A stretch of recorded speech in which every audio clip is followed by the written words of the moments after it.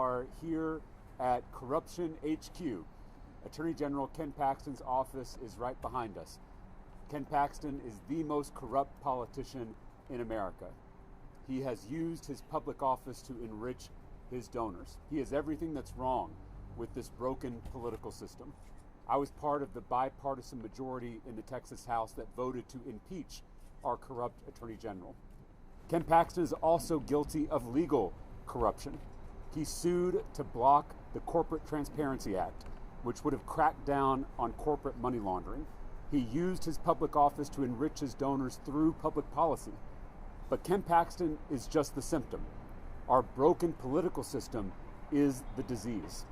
Politics feels corrupt because it is.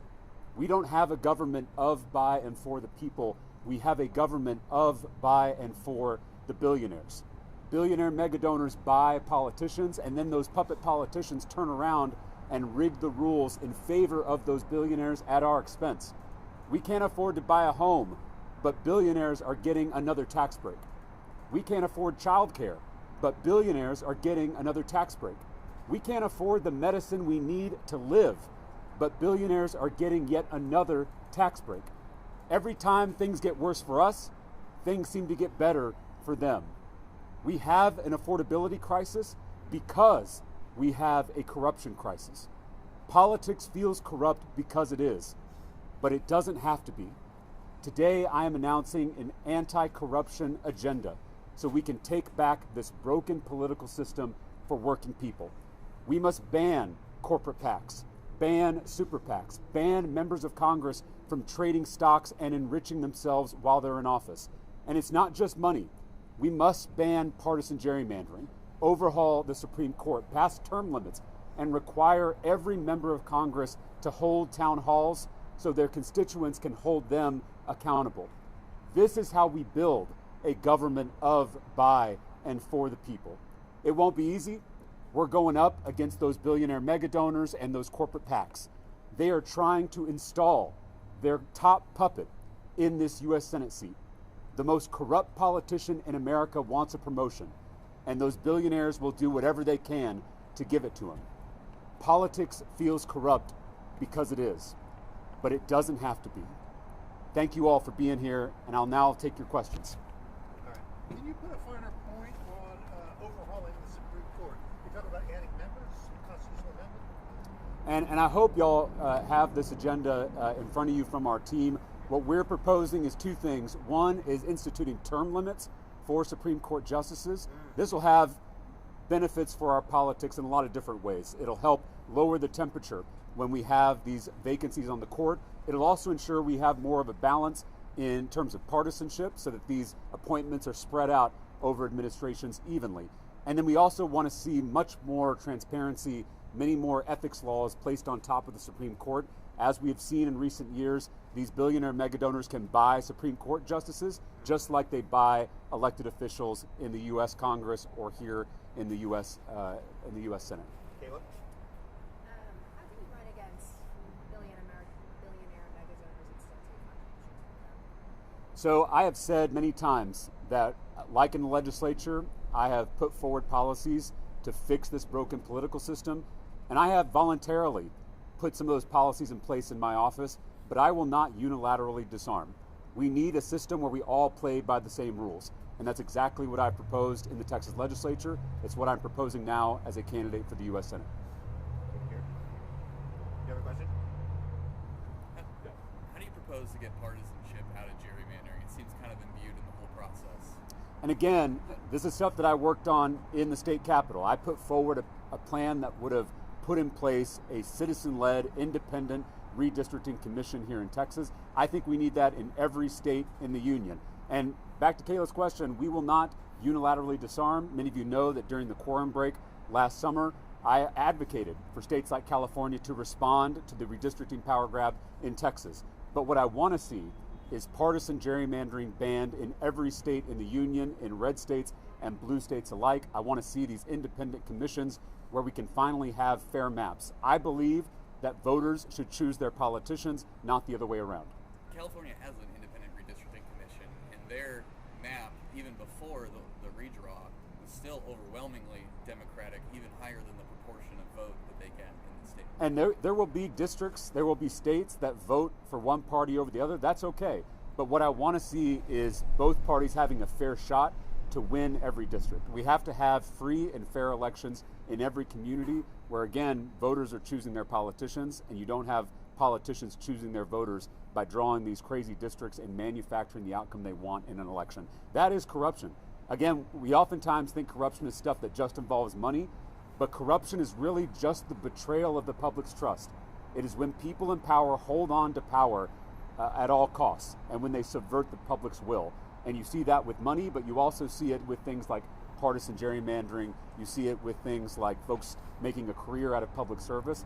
And it's why we think we need things like term limits. We need to have more opportunities for the people to have a say in their government. All right, we're going to go right here. You've been around the state a lot lately. You've been meeting in places that have gone red for a long time. What are your feelings about seeing those crowds in those areas? Well, we've held town halls and rallies in every corner of this state, from Beaumont to El Paso, from Amarillo to Brownsville, and everywhere in between. We're going to big cities, we're going to small towns, we're going to red areas and blue areas alike. We were just up in Plano, Texas for a town hall. We had 2,000 people show up for that event, where I got to take questions directly from the people that I seek to represent. Part of this anti-corruption platform that you have in front of you is requiring every member of Congress to do the same, to hold town halls with their constituents so their constituents can hold them accountable. And I'm trying to model that in this campaign. Again, these are unfiltered, unscripted questions. Some of them aren't super friendly, and that's okay. That's exactly what you need if you are seeking to represent a state as big and diverse as Texas. And so I think we're building a movement here in this state. Not only are we having packed town halls, we have also recruited more than 13,000 volunteers who are doing the organizing work in every corner of this state to win in November. We've also shattered grassroots fundraising records. We've raised $13 million in grassroots donations in the first 4 months of this campaign. That's the kind of people-powered campaign we need if we're going to take on this broken political system. We have to reform the way we do campaigns if we're going to reform this system once we hold elected office. James? Emerson poll came out this morning, showed you 9 points up on Jasmine Crockett. Is that how you see the race, and what do you have to do to finish out the race before the primary? I think this is an incredibly competitive race, and we are going to keep going out to every corner of this state and trying to earn the trust and the respect and the support of every Texan. And so we're not taking anything for granted. We have built a campaign that has a lot of energy, a lot of momentum. We're extraordinarily proud of that, but there's a lot more work to do before the March 3rd primary. Say it again? Feel like you flipped from being the underdog? No, I said on the first day of this campaign, I've said it every day since, that we are the underdog in this race, both in the primary and in the general. We're going to keep campaigning as the underdog, and I think that's what voters expect across Texas. Other questions? In the Senate, you would be one of 100. So how do you build support for a policy like a ban on congressional sponsorship? Well, I think you're seeing a movement across this country, a backlash to the corruption and the extremism in our government, and I think it spans the partisan spectrum. I can't tell you, when we go to these red parts of the state, we hold these packed town halls, how many people come up to me afterwards and tell me that they're not Democrats. They're independents, some of them lean right, some of them are former Republicans, and they are disgusted by the corruption they see in their own party. And we should be disgusted by the corruption we see in both political parties. It is going to take all of us coming together across these divisions to take back this broken system for working people in this state and across the country. Can you talk about what you want to do about the filibuster? Yeah, I've said before that I want to reform this filibuster in the U.S. Senate. I'm all for a talking filibuster. If people want to get up, like Jimmy Stewart and Mr. Smith Goes to Washington and talk for an extended amount of time, I think that's great, and I think we should allow for that kind of dissent in the U.S. Senate. But that's not what we have now.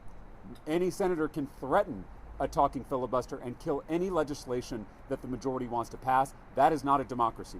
And I will say, the American people have elected my party before, given us a supermajority, and we still have not been able to enact our agenda because of the filibuster. Then they throw our party out, they elect the other party. The other party can't govern because of the filibuster. And so the American people aren't able to see the results of their votes. And again, that feedback loop between voters and their elected officials is critical if we're going to have a true democracy in this country. Can you talk real quick about the ICE situation?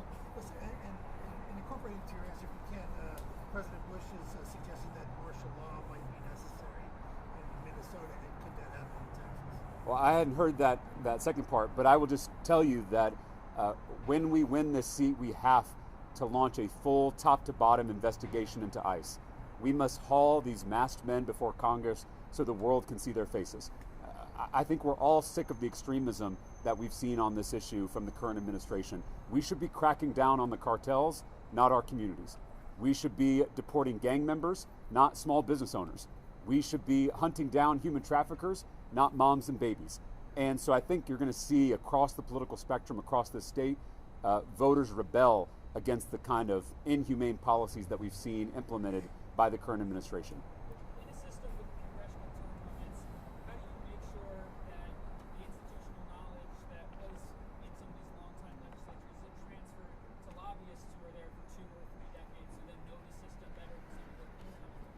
Well, I wish that was the case currently, but instead you've seen lawmakers make a career out of their public service, become too cozy with a lot of these lobbyists, with a lot of these corporate interests, and then you're not able to hold those elected officials accountable, and there's a lack of competition in the system. So I hear that concern, but I'm much more concerned by the current corruption that we have because we lack term limits in the current system. So I would much rather see competition. I'd much rather see new blood in our politics so that we can have a government that truly represents all of us rather than corporate PACs and special interests. All right, one more from James. Yesterday, Notice had a report about Jasmine Crockett and her donations coming from billionaires and crypto. Do you have concerns about those kinds of donations in this race? Well, I would urge y'all to ask Congresswoman Crockett about those donations. I will just say that I'm proud that we're running a campaign that does not accept corporate PAC money. Thank you. Anything else? All right. Thank y'all. Thanks, everyone. Appreciate you. Thank you. So glad y'all had my back, literally. I'm really glad. Thank you. You should grab pictures too. I think I saw it. Let's grab a picture with us. Hey JT, you want to grab a picture with us? Sure, you can. I can find out though. I'm right here. Okay, wonderful job. There's going to be, the short answer is I think it's going to be a while. You're going to get close to the jacket.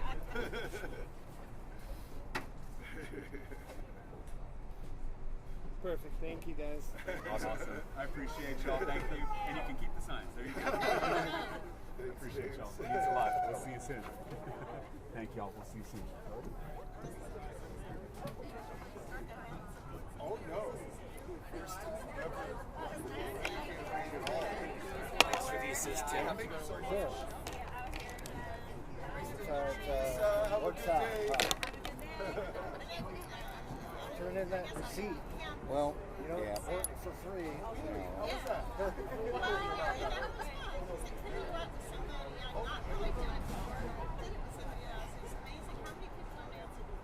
Yeah, that's true. I imagine that. Unfortunately, the door we have is all glass, so it didn't come up. It seemed sitting there. My dog is just going first.